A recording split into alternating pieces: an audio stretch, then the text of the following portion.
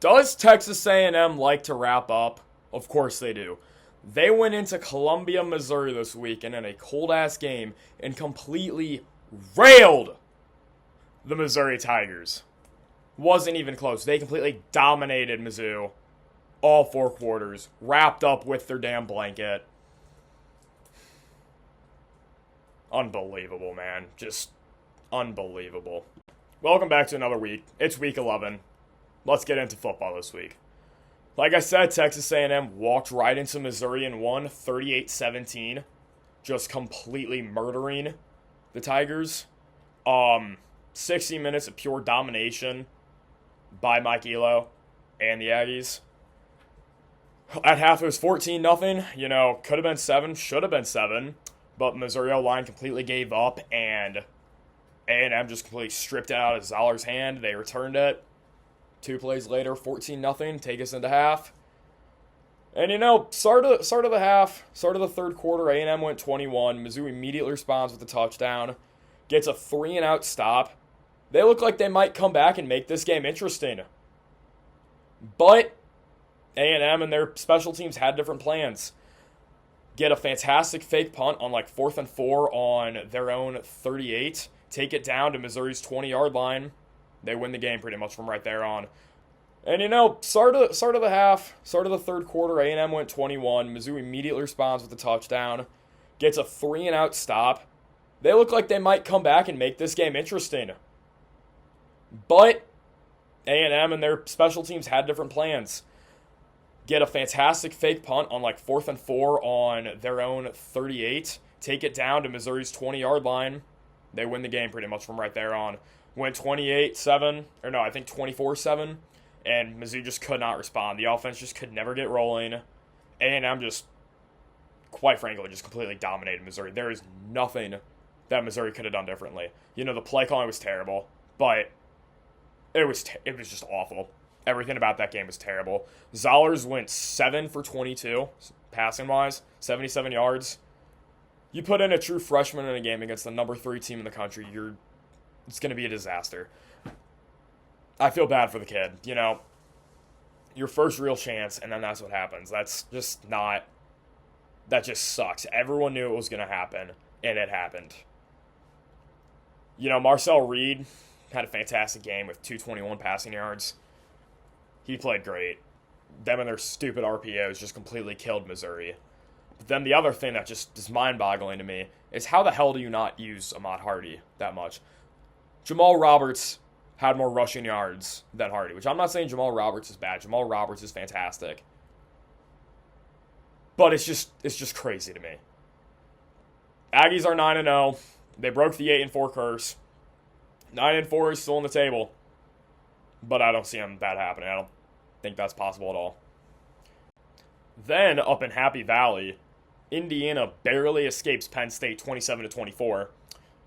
Last-minute touchdown, or really last 30-second touchdown by Indiana. One of the best catches I've ever seen. Honestly, could be catch of the year. Just completely toe taps right under the goalpost. Barely in. Gus Johnson had a fantastic call. Let's see what that is. In trouble! It's out! Touchdown! Wow! A miracle play! Unbelievable! Give him that! Yeah, in this game, obviously 27-24. Indiana's 10-0, second time in program history. Last time was last year. Mendoza looked great. 218 yards. Really just led that team down, had that comeback. It was crazy. ESPN gave Penn State a 99% chance to win the game with 3 minutes left. And then Indiana gets it, drives it all the way down the field, wins it, 30 seconds left. It's just crazy. Penn State, they're 3-6, 0-6 in the Big Ten play. And I also wonder, where's Franklin going to end up as a coach? I bet he'll end up in the SEC somewhere. It could be Fayetteville, Columbia. Still, Indiana 13-point favorites, win by 3. Happy Valley is a tough place to play, and that Indiana's only won twice there, or in history. Still, crazy. Great game, though. Indiana, good hump they need to get over. Later on this season, they still have to play Wisconsin at Purdue. Should be 12-0 going into the conference championship game. Then Oregon, Iowa. 18-16, Iowa wins on a walk-off field goal. That's just the most Big Ten game I've ever seen. I thought Iowa was going to win. I thought that was going to be a breakthrough game for Kirk. Mark Gronkowski finished 10 for 18 with 138 passing yards. I mean, the conditions of that game were just a true Big Ten game. Just wet, snow, really just fucked everyone over for both teams. You know, Oregon had 373 total yards compared to Iowa's 239. Then Florida versus Kentucky, battle of two dwellers in the SEC. 38-7 Kentucky. Florida is just such a joke. It's crazy. DJ Lagway got benched midway through the game. Boyle was flexing his money and popped off. He went 168 passing yards in 18 out of 23, but one interception. And it looks like here Kentucky just completely dominates Florida, runs them off the rail. Just, Florida's done. That program, that might become the new Nebraska. I mean, we've seen it become the new Nebraska, but prime 10, 15 years ago, 20 years ago, and now they're just terrible. They're going to stay like that. Kentucky's going to Kentucky. They're not going to be anything. As long as Stoops still is there, they're not going to be anything. They could definitely turn that around. You know, think back like 5 years ago or whenever that was. Citrus Bowl, Benny Snell, all those guys, Lynn Bowden. And now they just suck again. 38-7, Wildcats win. Then what was the game of the week last week? Texas Tech BYU was yet again just another pure domination by Texas Tech. Morton went 17 for 32 with 219 passing yards, and they win. The Red Raiders win 29-7. Soaking was not an option, but the Raider Rash was being passed around. BYU just scores a last-minute touchdown, I guess. I think both these teams will still meet in Dallas in a few weeks. I bet that's going to be such a better game. But the oil money really kicked ass. BYU just was not ready. 11 a.m. start down in Lubbock. Whiteouts for Texas Tech, too. Those white uniforms are really nice. You know, just looked like just nothing but pure domination by them. And then Vanderbilt gets sent into overtime against a Auburn team that, quite frankly, should have won that game. They were up in that game pretty big at one point, and then they let Vanderbilt come in. Could have won it in overtime, just could not get anything on overtime. Got stopped on fourth down. It's like their second or third overtime loss this year. Few plays away from being bowl eligible, but they're not going to make a bowl game. It's tough to say. Vanderbilt's 8-2. Playoffs are definitely still on the table. They still have to go into Knoxville, and they got to win out. You know, I don't see them winning in Knoxville. That's just going to be such a tough game, tough place to play. Tennessee's going to want to ruin that chance for them to become a playoff team. If they win in Knoxville, they're going to be in the playoff without a doubt. They'll be in 10 or 11 seed. But Auburn really should have won that game. Complete passing fest, no defense. Pavia had 377 yards, while Daniels had 353 passing yards. Pavia also rushed for 112. He had 18 carries and got a touchdown. So the offense was at work. Pavia shows off in that game. So Siketch was down there too, which is so fucking random. Cal Berkeley upsets Louisville in overtime, 29-26. Cal was up in that game too the entire time, then gave it up last minute, or let Louisville tie it. And then in overtime, Cal Berkeley does what they have to do. They held Louisville to a field goal. They just need a touchdown to win, so they drive down the 25 yards, get a field goal, upset number 15. You know, Louisville still 7-2. ACC titles, I don't know. They're 4-2 right now. They still have to play Kentucky, which should be a win for them too. They'll win Governor's Cup, but for ACC titles, I don't see that happening. Cal Berkeley 6-4, 3-3 in ACC. Still a good year for them. Hit bowl eligible with this win. And then USC Northwestern. This was the Friday night game. I caught a glimpse of it. USC's a good team. Mavia had 299 yards, 24 for 33.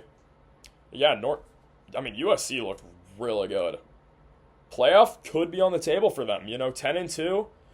They have a very tough schedule remaining now, but if they win, they're going to be playoff. Next week is against Iowa. And then on the road at Oregon following that, and then UCLA to wrap up the season. I don't see them making playoff. I see them going 9-3. They'll beat Iowa and UCLA. But that Oregon game's really going to come down if they're going to be a playoff team or not. Winner of that game could be a playoff team, or playoff spot. And then Bama just completely rolls past LSU, winning 20-9. LSU did not get a touchdown in this game. Nussmeier got benched. Simpson went off, 277 passing yards. Nothing really to say about this one, just LSU was not ready. They're just a struggling team. Losing the last 3 games. It's terrible. They'll still make a bowl game. They got Arkansas, Western Kentucky, and Oklahoma. Or it's at Oklahoma. 7-5 is on the table for them. Still going to be a bowl game, but yeah, it's such a crap year for them. Could have been 12-0. Brian Keller just could not do anything. It is what it is. Then Houston goes on the road in Orlando also on Friday night to win the game. UCF was winning that whole time. Houston, fourth quarter comeback. Gets a field goal to take the lead with like 2 minutes left. And then UCF drives down the field. Should have took the lead. Had a wide open man in the end zone. Overthrows him. Interception. Houston wins the game. Wegman had 233 passing yards. Wegman, A&M player. No one really thought he would do anything at Houston, but Houston's 8-2 right now. It's crazy how times are. UCF should have won that game. They were winning that whole time, too. It's just unfortunate. Then Wake Forest upsets Virginia on the road. Really shuts off the narrative of UVA in the playoffs. 16-9. Yet again, Virginia did not get a touchdown. Wake Forest's defense just completely shut them down. It was just a complete defensive battle. I mean, Ashford on Wake Forest had 46 passing yards, and then Callabone had 75 rushing yards. So really nothing was happening for Wake Forest. 203 passing yards still, compared to Virginia's 237. 3 turnovers, though, by Virginia, which is what helped Wake Forest win that game. 16-9 final. Virginia has to win the ACC to make the play, which is still possible. They're 5-1 ACC play. They could beat Georgia Tech. Or we don't even know who's going to be in it. Could be Louisville, could be Duke, or not Duke, obviously. Or Duke is only 4-1, but there's a bunch of teams that are only 5-1 in the ACC. Georgia Tech, Virginia, Pittsburgh, SMU, Duke. ACC is still up for grabs for both teams, really. Wisconsin beats number 23 Washington. It's like I just clowned on Wisconsin last week for keeping Fickle around. And then he just beats Washington. 13-10, all defense. Unreal. Just absolutely unreal. And it's like people last week were saying how Washington, they could be a sneaky team. They might be able to cause some chaos in the Big Ten. They go on the road to a terrible Wisconsin team and can only put up 1 touchdown. It's just insane. It really is, On a field goal, happened in the third quarter. Complete all defense, just terrible football. Snow game, too, for Wisconsin, so, they loved it, but I'm sorry, I just can't do defensive football. It's just way too boring for me. And then a late-night game out in Hawaii. Hawaii wins 38-6 over San Diego State. Could Hawaii make the Mountain West title game? They're 7-3 right now. They are sitting at 3rd in the Mountain West with San Diego and Boise in front of them. Those two are 4-1. Hawaii is 4-2. Somehow, if Boise State, San Diego State and Boise State do play each other next week, if Boise wins, could Hawaii make the title game? I don't remember if that's in Vegas or if that would be in Boise or just whoever title is, but that'd be pretty cool to see Hawaii back in there. 38-6 just completely killed them. That would be cool if they still play at Aloha Stadium, but there's obviously issues out there. It just all sucks. And then also, to end it, Friday night, Tulane beats Memphis in Memphis. AAC cannot make their mind up of who's going to be the representative for the playoff. Could JMU sneak in there? I don't think so. But one of these teams got to make their mind up and keep winning games. Memphis was the front runner. They just lost. Tulane was the front runner a while back. They lost to UTSA. Navy lost to Notre Dame on Saturday, but that was expected. I don't think Navy's going to get it anymore. I think North Texas, but it's going to be a fun race right now. Retzlaff threw for 332 passing yards. Tulane should have beat them by more, but their defense gave up 15 points in the end of that game. Tulane could still get it. They're 4-1 in the American, 7-2 overall. The UTSA loss really kills them. That could come down to it. But, yeah, just whoever wins the American will get in. I don't think James Madison will. I just think the Sun Belt is too weak compared to the American. We'll see. It's going to be fun, though. I'm excited to see what happens in that. Just to get whoever wins is just going to get fucked by Georgia, but it'll be entertaining to watch and keep track of. Well, yeah, that's it for Week 11. This is a disappointing week for me, but I hope everyone else enjoyed it, watching football. I froze my ass off in Columbia for that game. Just the wind was brutal. Things we do for Missouri Tiger football, but oh well. Oh well. Hope you guys enjoyed it, and we'll see you later on for another video. Peace.